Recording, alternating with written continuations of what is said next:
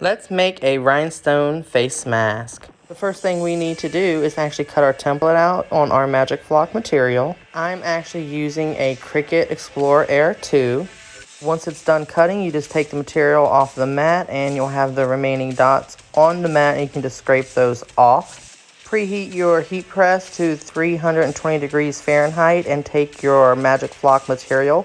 Place it down on a very flat and smooth surface. For this project, I decided to use the Rhinestone World Strawberry Diamond Cut Rhinestones. These are absolutely beautiful. I'm taking the bag of rhinestones and pouring a generous amount on top of my template. Taking my rhinestone brush, which is also available from the Rhinestone World, and I am making big circles as I'm brushing the rhinestones into the template. With the way the template is cut, the rhinestones should go in smoothly without a problem, and that's why you go in circles. And this is what it should look like. After your rhinestones are where you want them, we're going to take our app tape and press it down and press each rhinestone down. When you pull it back, all of the rhinestones should come up and attach itself to the tape. The rhinestone will attach itself. Here, I'm taking the app tape that has our rhinestones on it and placing it back on the paper that it came from. Then I flip it over and gently remove my Magic Flock material and place it on the back.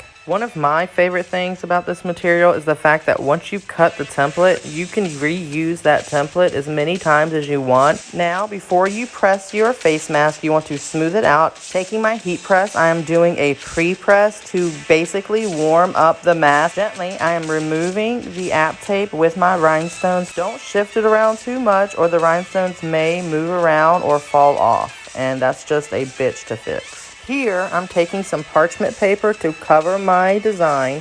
This time, we're doing a full press for about 20 seconds on the front side.